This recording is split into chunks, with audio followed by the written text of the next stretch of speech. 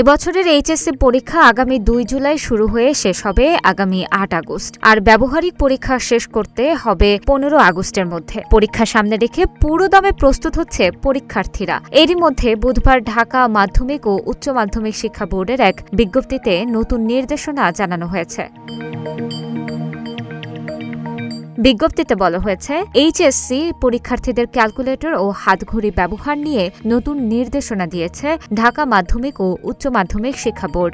আসন্ন এইচএসসি পরীক্ষায় সাধারণ ক্যালকুলেটর সহ নির্ধারিত 8টি মডেলের সায়েন্টিফিক নন প্রোগ্রামেবল ক্যালকুলেটর ব্যবহার করতে পারবেন পরীক্ষার্থীরা। এছাড়া ব্যবহার করা যাবে নন প্রোগ্রামেবল কাঁটাযুক্ত হাতঘড়ি।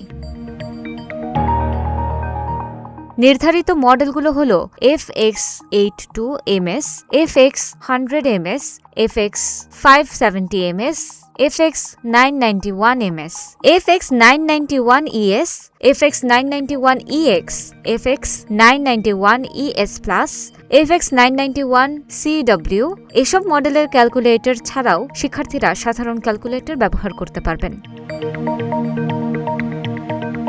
রুটিন অনুযায়ী শুরুর দিনে বাংলা প্রথম পত্র পরীক্ষা অনুষ্ঠিত হবে, আর 8 আগস্ট শেষ দিনে ফিন্যান্স, ব্যাংকিং ও বীমা দ্বিতীয় পত্র, শিশু বিকাশ দ্বিতীয় পত্র পরীক্ষা অনুষ্ঠিত হবে। পরীক্ষা শুরুর 30 মিনিট আগে অবশ্যই পরীক্ষার কক্ষে পরীক্ষার্থীদের আসন গ্রহণ করতে হবে। কেন্দ্রে অঅনুমোদিত কোনো ডিভাইস নিয়ে পরীক্ষার্থীরা প্রবেশ করতে পারবে না।